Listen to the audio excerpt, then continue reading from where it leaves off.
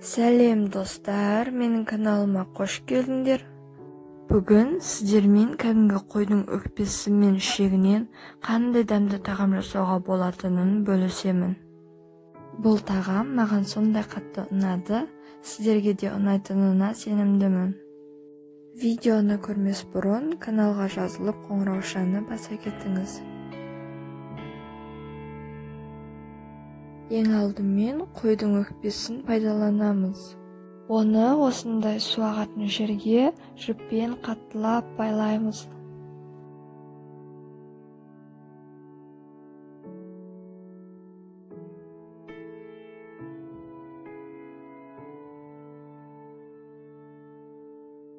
Байлап болған соң өкпенің ішіне су жібереміз. Сол су өкпенің ішіне кіріп, өкпенің ішіндегі қандарды сыртқа шығарып, өкпені тазалайтын болады.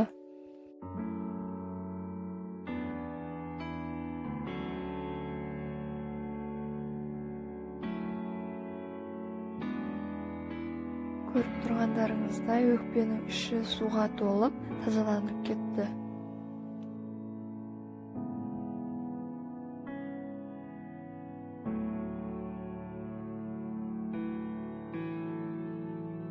Сосын өкпені бөлек ыдысқа салып, 1 сағатқа ішіндегі суларын ағызамыз.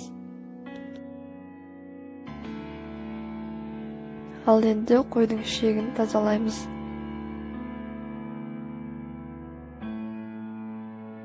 Қойдың ішегін тазалап жуып, осындай таяқшамен сыртын ішіне аударамыз.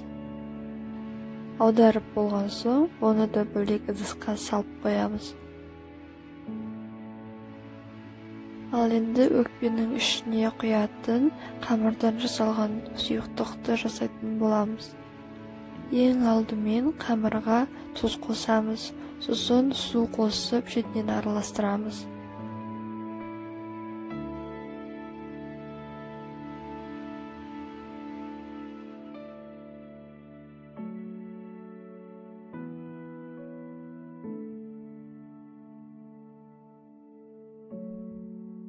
Қамырын кәдімгі лағманың қамыры сияқты етіп үйлейміз.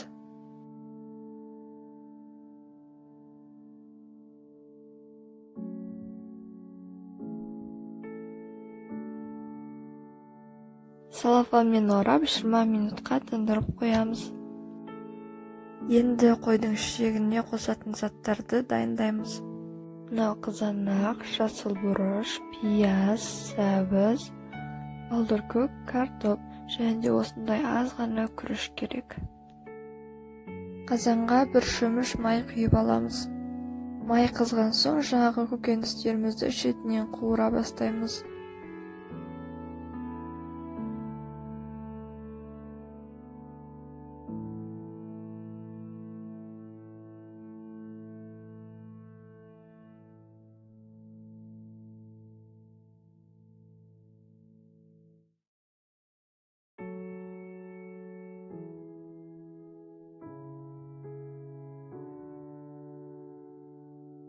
Мөлшерлеп тұз қосамыз.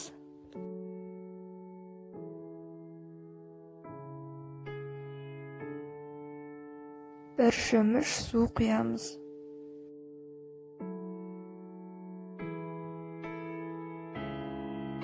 Күрішті салып 10 минут қайнатып аламыз.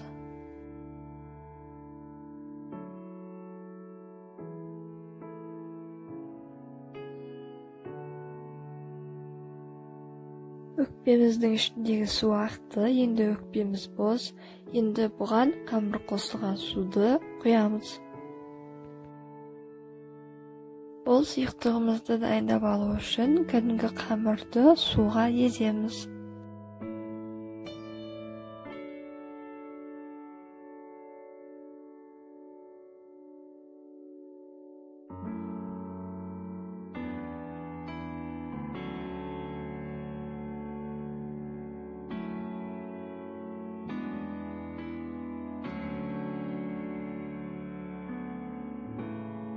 Қамырды қолмен әбден езіп, осында қамырдың езілмейтін сіңірі қалады, сол шыққанша әбден еземіз.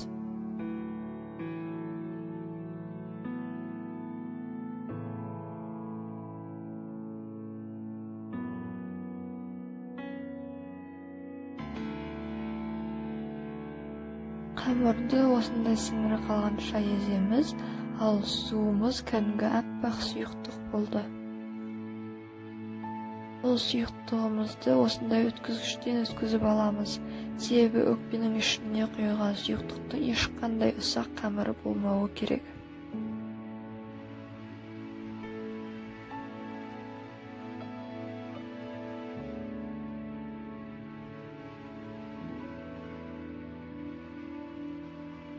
Қамырымызды тағы бір мәрте суға еземіз.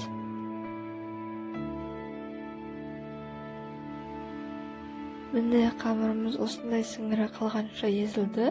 Енді бұны да тағамымызға қосамыз.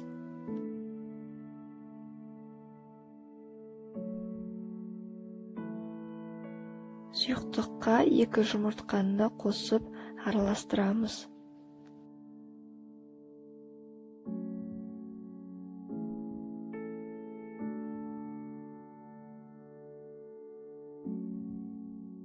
Bir шөміш май құямыз, және де тұзын татытып, тұз қосамыз.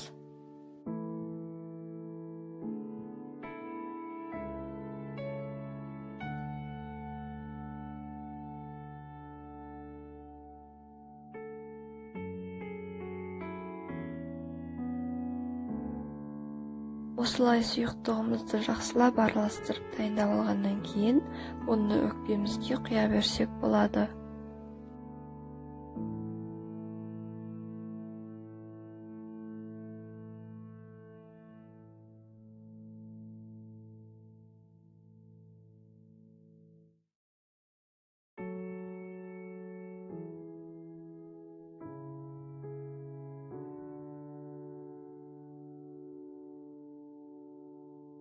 Міне өкпеміздің іші аппақ сұйықтығымызға толып жатыр.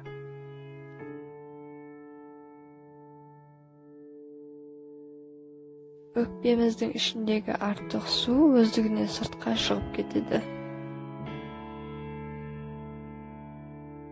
Кеңірдекті осындай жіппен қаттылап байлап аламыз. Себебі қайнау барысында өкпенің ішіндегі сұйықтық сыртқа ақпауы керек.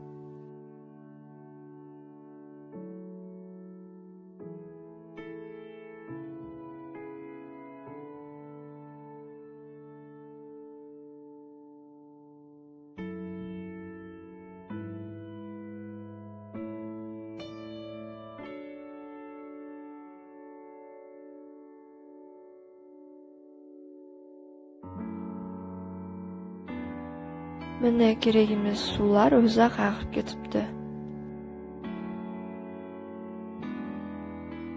10 минут өтті, ішектің ішіне қосатын қоспамыз дайын болды. Енді бұған қара бұрыш салып, жақсылап араластырамыз.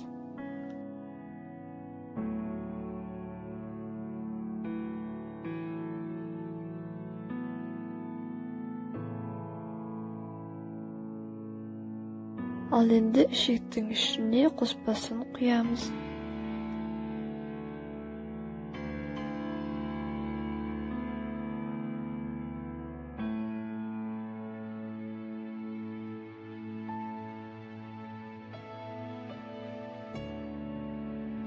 Суды қайнатып алып, оған өкпемізді салып қайнатамыз.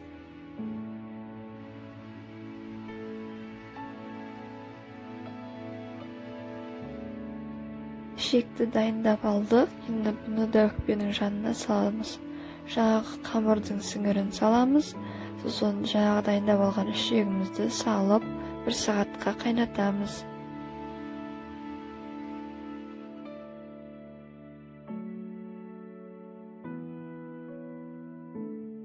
Ескерте кетейін, жарты сағат өткеннен кейін өкпеміз толық пісу үшін оны аударамыз.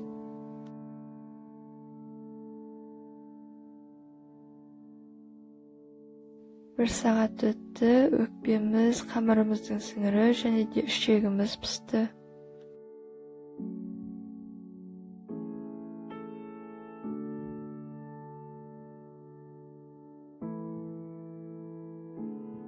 Енді бұларды әдемілеп кесіп, табаққа тіземіз.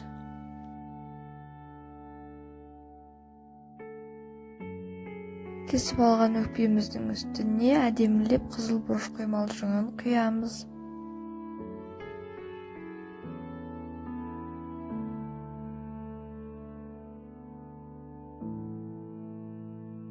Қойдың өкпесі мен ішегінен жасалған тағамымыз дайын болды. Маған өте қатты ұнады. Сіздерге жасауға кеңес беремін. Каналға жазылып, қоңыраушаны басуды ұмытпаңыз.